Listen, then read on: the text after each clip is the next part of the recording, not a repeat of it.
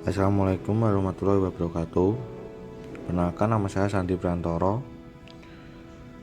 Saya perwakilan dari kelompok 5. Di sini saya akan memaparkan materi tentang waham.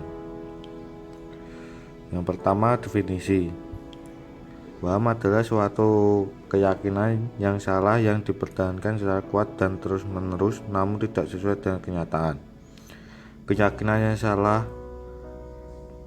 secara kokoh dipertahankan walaupun tidak diyakini oleh orang lain dan bertentangan dengan realita normal. Waham adalah keyakinan klien yang tidak sesuai dengan kenyataan tetapi dipertahankan dan tidak dirubah secara logis oleh orang lain. Keyakinan ini berasal dari pemikiran klien di mana sudah kehilangan kontrol. Yang selanjutnya, proses terjadinya waham. Fase lack of human need. Yang kedua, fase lack of self-esteem. Fase kontrol internal eksternal. Fase environment support. Fase comforting. Fase improving. Asuhan keperawatan dan masalah waham. Yang pertama, pengkajian meliputi identifikasi klien, keluhan utama atau alasan masuk, psikologis, biologis, dan sosial budaya. Yang selanjutnya, aspek fisik biologis, aspek psikososial, aspek medik, diagnosa keperawatan dan perencanaan, intervensi keperawatan, dan evaluasi. Assalamualaikum warahmatullahi wabarakatuh. Nama saya Yunati Barajanji. Di sini saya akan melanjutkan penjelasan dari waham kelompok kami. Asuhan keperawatan kasus. Narasi kasus: Tuan A, 34 tahun, masuk ke RSJ Menur Surabaya tanggal 18 Mei 2019. Klien dibawa ke RSJ oleh ibunya karena sudah memulai berbicara yang tidak jelas dan tidak sesuai realita. Tuan A selalu berbicara, "Saya ini titisan Nabi Yusuf, saya ini adalah orang yang terganteng sejagat raya, saya ini direktur perusahaan terbesar di dunia, saham saya di mana-mana, semua wanita di dunia ini akan terpakau jika melihat diri saya." Klien diantar oleh keluarga dan orang tua klien ke rumah sakit jiwa ketergantungan obat Soe Prapto, Bengkulu, karena klien sering melamun, mengoceh sendirian, selalu merasa dikejar-kejar orang, bercerita sendirian tentang hal-hal yang terlalu mewah dan tinggi yang tidak sesuai dengan keadaan klien, merasa ada orang yang merebut jabatan klien. Klien sebelumnya belum pernah mengalami gangguan kejiwaan. Selama ini klien belum pernah melakukan pengobatan. Saat ini klien tinggal bersama orang tuanya. Setelah ditinggal oleh istrinya 5 tahun yang lalu, klien tidak memiliki seorang anak pun dari istrinya. Klien mengatakan dulu ia bekerja di sebuah perusahaan dan adanya pembagian pendapatan yang tidak merata. Klien menginginkan sebuah mobil tapi tidak dikabulkan keluarga. Ruang rawat Kemuning, tanggal dirawat Sabtu 18 2019. 1.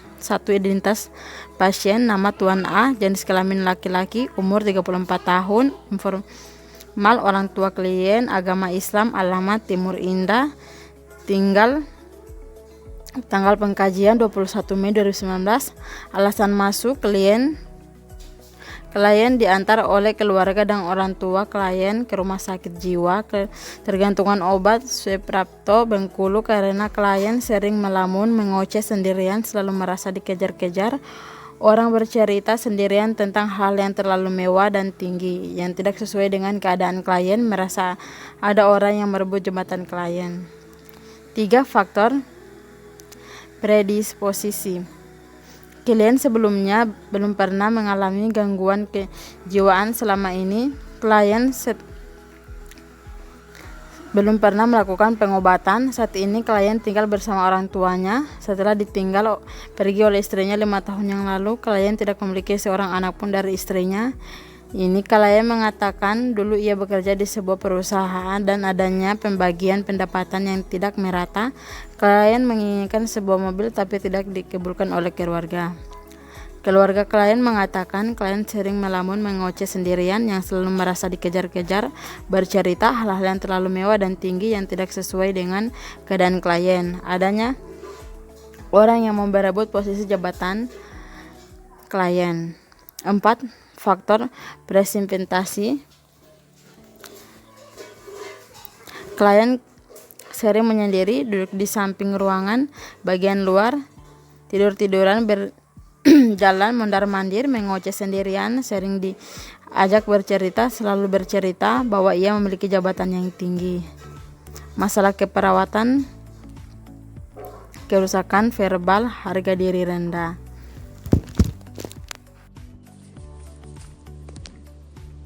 Baik, perkenalkan, nama saya Dwi Minaryanti Puling dengan NIM 1911B00070. Saya akan membaca kelanjutan asuhan keperawatan dari Saudara Yuni. Nomor 5, fisik. Tanda-tanda vital: tekanan darah 110/80 mmHg, suhu 36,5 derajat Celcius, nadi 84 kali per menit, RR 22 kali per menit, tinggi badan 168 cm, berat badan 65 kg, tidak ada keluhan fisik. Psikologi sosial. Genogram bisa dilihat di makalah. Konsep diri. Citra diri. Klien merasa dirinya tampan tanpa ada kecacatan atau kekurangan pada dirinya. Identitas. Saya adalah seorang pekerja di PT Karet. Sekarang saya tidak bekerja lagi. Peran. Sekarang saya tidak bisa bekerja dan beraktivitas seperti orang yang lainnya. Ideal diri, jika saya sembuh nanti saya ingin melakukan kuliah. Harga diri, saya merasa tidak dihargai oleh keluarga karena tidak dibelikan mobil. Masalah keperawatan, gangguan orientasi realita, waham kebesaran. C. Hubungan sosial, orang yang berarti atau terdekat. Pasien mengatakan bahwa dekat dengan ibunya karena diberi makan setiap hari. Peran serta dalam kegiatan kelompok atau masyarakat. Pasien dalam kegiatan sehari-hari selalu aktif dan tidak menyendiri. Pasien mampu berinteraksi dengan orang lain, berkumpul dan menonton TV dengan temannya. Hambatan dalam berhubungan dengan orang lain. Pasien merasa tidak diperhatikan oleh keluarganya dan jarang dijenguk. Masalah keperawatan, kurangnya disfungsi keluarga. Spiritual, klien merasa dirinya selalu dilindungi oleh Tuhan. Klien selalu mengikuti atau melaksanakan sholat 5 waktu. Status mental. Penampilan, pakaian kurang rapi, agak kotor, baju kusut, bau mulut, rambut ada ketombe, kuku hitam ada kotorannya, memakai alas kaki benar. Masalah keperawatan, defisit perawat diri. Pembicaraan, klien dapat berkomunikasi dengan baik. Hanya saja Tuan A tidak mau memulai pembicaraan bila tidak mau dimulai duluan. Dan kadang-kadang membisu, klien sering tidak nyambung dengan pertanyaan perawat. Masalah keperawatan, kerusakan komunikasi verbal, aktivitas motorik, tampak gemetar ketika klien menjulurkan tangan dan merentang kaki, alam perasaan, gembira yang berlebihan karena mobil baru akan menjemputnya pulang. Masalah keperawatan, waham kebesaran, interaksi selama wawancara, selalu mempertahankan pendapatnya. Masalah keperawatan, gangguan komunikasi verbal, persepsi, selalu timbul ide-ide baru dari dirinya sendiri dan bercerita dari satu topik ke topik lain yang masih ada hubungan. Isi pikir, klien selalu meninggi setiap semua cerita. Klien selalu mengatakan kalau dia adalah seseorang yang terpandang dan memiliki sebuah jabatan yang tinggi di sebuah perusahaan dan mempunyai harta yang banyak. Masalah keperawatan, waham kebesaran. Perkenalkan, nama saya Anisya Kokobnani, NIM 1811B0100. Di sini saya akan melanjutkan pada bagian tingkat kesadaran. Tingkat kesadaran, Tuan A kelihatan bingung. Memori, klien tidak ingat siapa nama istri klien. Tingkat konsentrasi dan berhitung, klien dapat berhitung sederhana dengan baik. F, kebutuhan persiapan pulang. Makan, frekuensi 2 kali sehari. Jumlah 1 porsi dihabiskan. BAB dan BAK, BAB-nya 1 kali per hari, BAK-nya 3-4 kali per hari. Mandi, klien dapat melakukan aktivitas sehari-hari tanpa bantuan. Istirahat dan tidur, klien tidak memiliki masalah gangguan tidur. Mekanisme coping, benial proyeksi dan disosiasi. Baik, selanjutnya pada bagian analisa data. Data subjektif, klien mengatakan adanya orang yang ingin merebut posisinya. Data objektif, cerita selalu meninggi, bicara spontan dan lambat. Untuk masalah keperawatan, waham kebesaran. Yang pada bagian kedua teman-teman bisa membaca sendiri.